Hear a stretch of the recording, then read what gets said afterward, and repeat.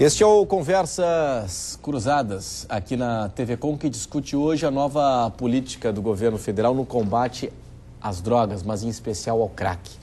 E a medida mais polêmica é a da internação compulsória obrigatória. Esse é o nosso assunto hoje. Dr. Zaleski, o perfil do dependente químico do crack, do usuário do crack, ele vem mudando? O perfil ele vem modificando, ele é, vamos dizer assim, é predominante nas classes menos favorecidas, né? E as comunidades mais carentes. Mas hoje é frequente você observar o usuário de cocaína, que numa determinada empreitada ele não tem acesso à cocaína e aí prefere, ou pela fissura pela droga, acaba experimentando a pedra, né, o crack, e acaba, pelo efeito mais prazeroso, mais intenso da droga, optando pela troca, né? Estatisticamente, a gente não vê o reverso. A gente vê o usuário de cocaína migrar para o crack, mas não vê ele voltar para a cocaína, salvo raras exceções. E existe um outro problema também, que é a questão do crack maconha, né? Em que você coloca pedrinhas de crack, quebra em pequenos pedaços e mistura no cigarro de maconha, e o usuário, então, ele tem o primeiro contato com a droga. Inclusive, o agravamento da dependência de crack ele ocorre inicialmente nesse perfil, ele ainda consegue manter um certo padrão, e depois, quando ele passa para a lata, propriamente dita, para o uso do crack, é que ele acaba deteriorando completamente. Mas o crack, ele não tem uma boa aceitação social, né? Muito pelo contrário, né? Ao contrário das drogas lícitas. Aí a gente fala a bebida alcoólica e tal, né? O crack tem um fenômeno interessante, até só para complementar. Nos Estados Unidos, o fenômeno do crack está praticamente que está reduzindo, né? A tendência do crack nos Estados Unidos é desaparecer tal a gravidade da droga e tal as opções, né? Como o padre Primber lembrou, por outras drogas, né? Piores? Por piores ou até pelas drogas sintéticas, né? Os derivados do êxtase e todo aquele cristal, etc. Mas tem um custo menor para o usuário, essas outras ou não? Não, elas têm um custo até maior. Pois é, mas é que a rede de atenção nos Estados Unidos também é diferente, né? Nos Estados Unidos, o usuário vai ter acolhimento no máximo em 24 horas, né? No Brasil, ele é capaz de ficar penando um bocado de tempo por aí e não vai ter atendimento. É a própria letalidade da droga, né? A própria letalidade da droga. Daí, resgatando a história toda da internação compulsória, né? Não é que a internação compulsória vá facilitar a recuperação, né? Ela, estatisticamente, inclusive, ela não tem diferença. Você interna voluntária e involuntariamente, a mesma chance de recuperação você tem para as pessoas. Quando é que a gente interna involuntariamente? Eu mesmo interno paciente de forma involuntária a pedido da família e também de forma compulsória, né? A gente interna em situações quando ninguém vai ver um paciente e vai internar esse paciente. Você vai tentar primeiro o tratamento ambulatorial, depois você vai tentar o último recurso, no caso do pedido da família, imagino, né? Da família. E qual é o problema da Cracolândia, dos usuários que estão totalmente desassistidos? É que essas pessoas não têm quem vá até eles para solicitar internação involuntária, e muitos usuários crônicos, né? O crack ele tem uma mortalidade de quase 20% em 5 anos, mas tem usuário crônico. 20% em 5 anos? 20% de mortalidade em 5 anos. É alta, né? Alta, e sendo que desse percentual, 60% morre por homicídio, né? E 10% por AIDS. Só 10% por overdose. Em função ligados à violência. Crime, ligados à situação de violência. Sim. Se a gente for bem rígido, se a gente for levar realmente a rigor, as pessoas não têm nenhuma chance, né?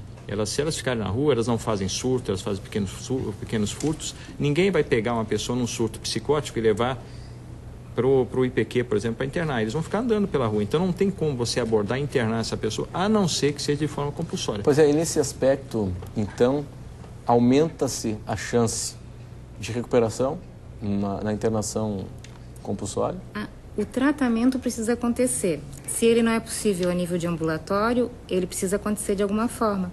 Quer dizer, a recuperação dessa pessoa, se ela ficar na rua, ela não vai se recuperar. O que vai acontecer, ela vai ser morta, ela vai contrair AIDS, né? Vai contrair AIDS e vai morrer de overdose. Se ela for tratada involuntariamente e se derem todas as outras condições, que é isso que também o programa prevê, quer dizer, assistência social, reintegração em algum tipo de ambiente familiar ou, né, com condições mínimas aí de ela voltar a uma integração social, ela tem possibilidade de recuperação. É claro que não apenas só a desintoxicação, porque isso é transitório. Se a pessoa não tiver as outras condições, ela retorna ao vício. Como o padre Primber lembrou, né? Que exatamente. Se você interna, desintoxica e volta para a rua, ele vai usar de novo. E aí ele vai ficar carreirista de instituição mesmo. Agora, por quê? Porque ele não tem restabelecido as outras condições necessárias para que ele reconstitua a sua vida. Mas se trata o quê? De uma situação de saúde pública a questão aí do crack, porque, né, voltando um pouquinho à questão ali até da escolha, como é que uma pessoa que está extremamente viciada no crack, que é um problema de viciamento, então, né, se perguntar para ela se ela quer ser internada ou não, ou se ela quer sair da droga ou não, naqueles casos mais extremos que se conhece, é óbvio que a pessoa vai dizer que não. Se disser, o que tu prefere, ser internada ou ter o crack à disposição e tal? Ela vai dizer o crack, por favor, vamos fazer uma festa aqui em que isso seja distribuído. Então, essa pessoa perdeu a condição até de indivíduo de fazer a escolha. Ela precisa de alguém que responda por ela, pelo menos por um período, enquanto ela está nessa condição. Depois ela recupera a sua condição. Agora, é o mesmo que uma pessoa, assim, usando um outro exemplo, está na ponte para se suicidar, vai pular da ponte. Tu pergunta, tu quer se jogar mesmo? É isso que se faz? Nunca. Vai lá, chama bombeiro, resgata. Tem horas que não tem negociação, né? Vai perguntar para a criança, vem cá, prefere brincar ou estudar matemática? E a grande diferença da lei, dessa mudança na lei, é justamente essa, né? Porque a lei anterior sempre existia involuntária e compulsória, só que dependeria de chegar ao paciente. E com a mudança da lei, não. Com a mudança da lei, a equipe vai ter, vamos dizer, qualquer pessoa pode abordar um indivíduo, levar até um centro e essa equipe, então, vai fazer a determinação. Doutor Zaleski, nós temos aqui... Eu gostaria de colocar, acho que a gente está focando, vejam bem, eu estou preocupada, porque está sendo focado essa nova política de combate ao crack só como se a política se resumisse à internação compulsória. E, na verdade, não tem nenhum dispositivo, eu estou com todos os dispositivos aqui, não tem nenhum dispositivo desse novo plano que fale em internação compulsória. Nenhum. Então, assim, eu não sei de onde surgiu... Não, mas isso foi anunciado pelo ministro, né? Então, vejam bem, a internação compulsória continua lá, é permitido pela Lei 10.216, vai ter que ser comunicado ao Ministério Público cada pessoa que for internada pelo crack, isso não vai mudar, não vai mudar. O que eu acho que é importante a gente colocar esse projeto como na sua globalidade. O que o Ministério vê? Como já foi dito aqui, eu acho que você colocou bem também, Padre Plim, de uma forma excelente, a internação é o último recurso quando você não tem. E a internação, ela desintoxica, ela não trata. Por quê? Fica internado. Você sai da internação, você vai fazer o quê? O que vai preencher o vazio que aquela droga deixou? Porque uma coisa é certa. Um comentário, assim, como médico, eu tenho que discordar da senhora. Desintoxicação é tratamento médico, não é tratamento eu mais sei. Importante. Não é que não trata, mas tem que não, no sentido de desintoxicar. Digo, não trata que a pessoa vai sair dali e nunca mais vai usar droga. Restabelecida para a vida, não. Né? Então, assim, o que esse projeto coloca assim, muito forte? Estabelecer novos projetos de vida. Trabalho intersetorial, porque se trabalha intersetorial ou não se faz nada. Mas aí assistência social, é trabalho social, investimento social, né? Assistência social. É o Ministério do Trabalho e Emprego, é o Ministério da Educação, o Ministério da Assistência Social, Saúde, enfim. Bom, só um pouquinho, eu queria trazer aqui, só um instante, que o que o Ministério coloca muito forte aqui é os serviços substitutivos, que são os CAPs, se transformarem em 24 horas. O que é um CAPS 3, que chama CAPS 3, CAPS 24 horas? É aquele CAPS que funciona durante o dia todo, com todo o tratamento, a proposta integrativa, de novos projetos de vida, uma equipe interdisciplinar, só que ele fica à noite. Esse CAPS funciona 24 horas, os 7 dias da semana, domingos e feriados. Então, essa pessoa frequenta o CAPS e ele fica, porque cada CAPS 3 pode ter até 8 leitos. Ele tem um número de dias para ficar, ele não pode ficar muito tempo. Mas a proposta do governo hoje é transformar todos os CAPs AD, que são os CAPs álcool e droga, em CAPs 3. Minas Gerais já transformou seus CAPs AD todos em CAPs 3. E essa é a proposta do governo. Por quê? Ele precisa realmente, em um determinado momento, ficar contido ou ficar num local onde ele possa ser tratado. Então, eu acho que é muito importante colocar isso que o Ministério coloca nesse plano de que... Muito bem. Só para lembrar que Minas Gerais já tem há alguns anos uma subsecretaria que trabalha pertinentemente essa questão específica, dependência química. É um diferencial de Minas Gerais, que infelizmente... É um diferencial de Minas Gerais. Dos CAPs realmente é um serviço muito diferenciado e está dentro da proposta de tratamento, que é a equipe multidisciplinar. todo o apoio para o dependente e também caso o paciente tem que ser individualizado. Cada caso é um caso, não pode ser feito um pacote de tratamento. O problema está no número, né?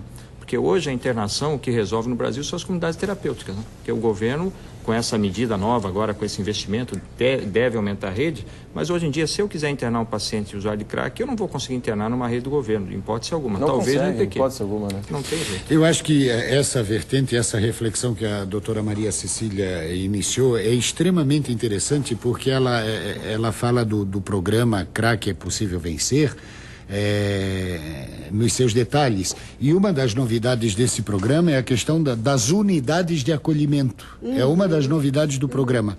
Fala de 6 meses de acolhimento, procurando a estabilidade clínica do indivíduo, da pessoa, do homem, da mulher, enfim, do usuário, da usuária, e o controle da abstinência. Mas, Padre Prim, é uma ficção científica isso no Brasil ainda, né? Como falou o Dr. Zaleski, que hoje o que a gente vê é a mãe acorrentando o filho, no caso mais emblemático, para o filho não usar drogas. Mas aí nós temos a doença social. Claro. A doença social. Porque não tem, porque a mãe fica desesperada muitas vezes. Quantos casos nós já temos? Eu me lembro aqui do caso do doutor Francisco, que é magistrado aqui, o doutor Francisco Neto, doutor Francisco de Oliveira Neto, no caso que é magistrado na área da infância, que ele diz o seguinte: Renato, as mães chegam para mim e dizem, deixa preso meu filho. Ele era da área da infância, né? Vários casos que as mães dizem para ele o seguinte: olha, pega o meu filho e deixa ele preso que eu não aguento mais. Essa é a realidade, porque não se encontra espaço para tratamento. Muitos dos casos de pacientes que acabam até se recuperando, infelizmente, né, acabam se recuperando depois de uma detenção, né? Eles acabam fazendo a desintoxicação dentro da cadeia, coisa séria, com muito sofrimento, claro. E muitas vezes até por uma conversão religiosa, acabam buscando a recuperação sem nenhum instrumento médico de auxílio. Vamos para o intervalo, daqui a pouco as perguntas de vocês. Até já.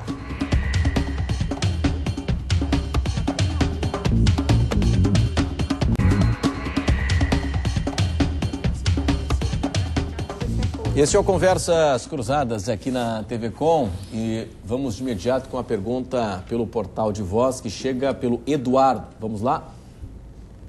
Eu tenho uma pessoa que é conhecida minha, ela está há 8 anos internada no Colônia Santana por álcool.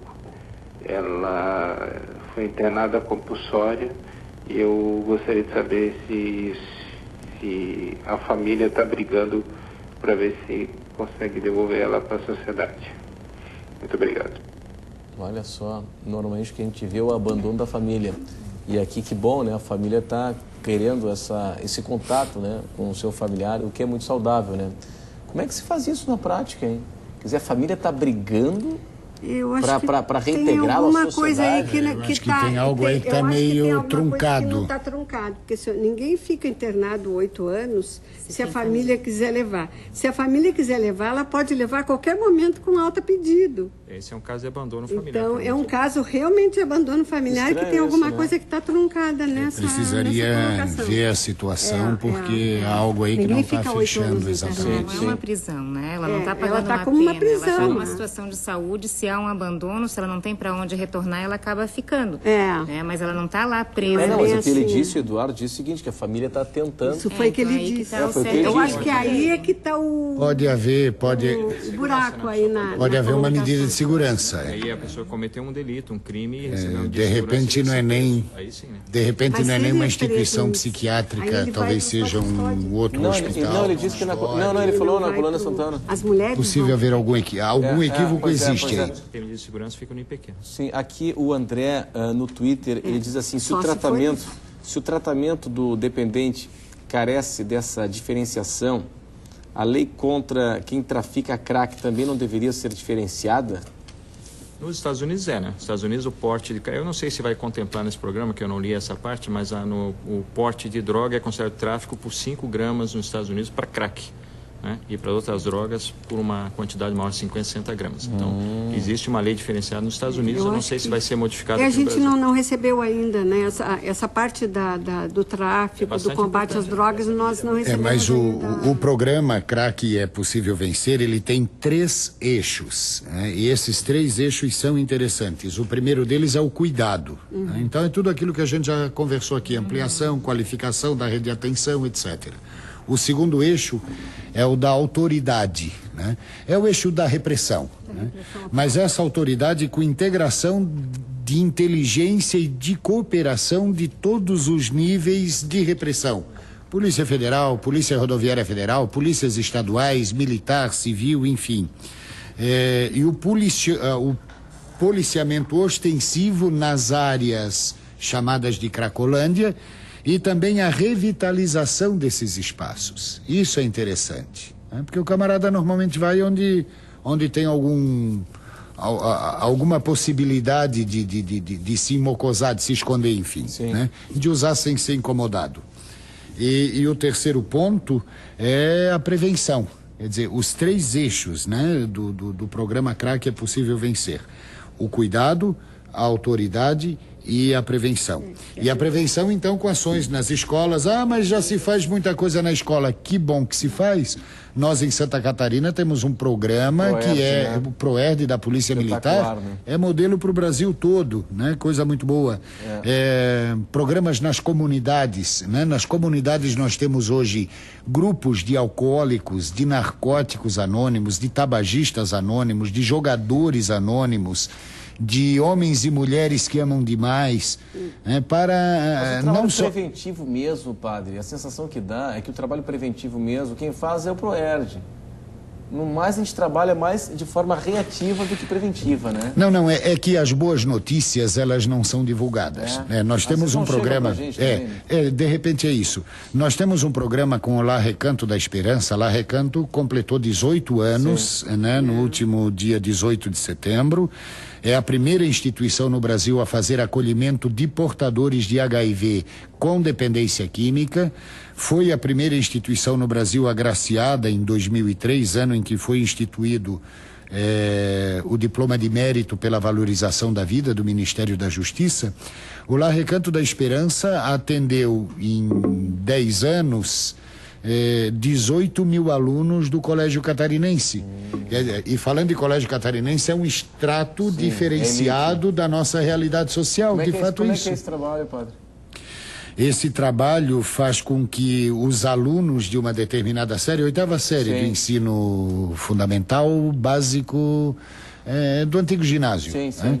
Eles vão à instituição alguns dias da semana, e lá eles têm ações de prevenção integradas na instituição. Por outro lado, nós, instituição, nos dirigimos ao colégio para dar continuidade a essa integração e também para levar conteúdo para os familiares. Fantástico. Ao lado dessas ações de prevenção e lembrando os grupos de entreajuda que estão espalhados aí nas comunidades, eu quero lembrar os grupos de familiares, né? E outros grupos que dão suporte aos usuários que passaram por programa de tratamento e que hoje fazem um acompanhamento terapêutico em regime de hospital-dia, em regime de ambulatório. São ações que estão acontecendo aí na cidade. Bem. Aqui o Samuel Martins, pelo Twitter, pergunta interessante aqui. Ele pergunta o seguinte: como a psicologia trata, aí entra a questão do direito, não é só a questão da psicologia, né? Como a psicologia trata do direito à liberdade garantido na Constituição Federal, o direito de ir e vir das pessoas? Aí tem que lembrar primeiro que um direito também fundamental é o direito à saúde, à vida, né?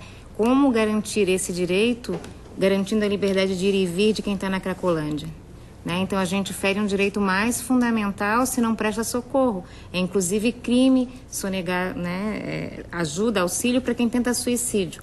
Né? Se a pessoa não for lá e tomar uma atitude, a pessoa pode ser incriminada. Quanto mais é uma pessoa que tem um problema, né, também de risco de vida, como é o caso do crack. Então, As pessoas têm que pensar assim, ninguém está propondo, e o programa não está propondo, o programa parece excelente, se for colocado em prática, a gente tem que torcer que ele vá à prática, que ele receba esse investimento financeiro sim, que funcione, porque ele ataca, como o padre Prim colocou, frentes importantes, educação, policiamento, que não resolve, mas é necessário aí a nível dos traficantes, e o tratamento ali para os pacientes. Então, é um programa bastante importante que garante o direito à vida, né? O direito à saúde, o direito à moradia, né? É isso que precisa... Ele é importante, o programa é fundamental, né? A gente tem que pensar como... né, população que está recebendo um programa que beneficia essa população. E não como traficante. Ah, mas isso não vai dar certo. Ah, mas o governo, mas tem corrupção. Mas esse dinheiro vai ser desviado.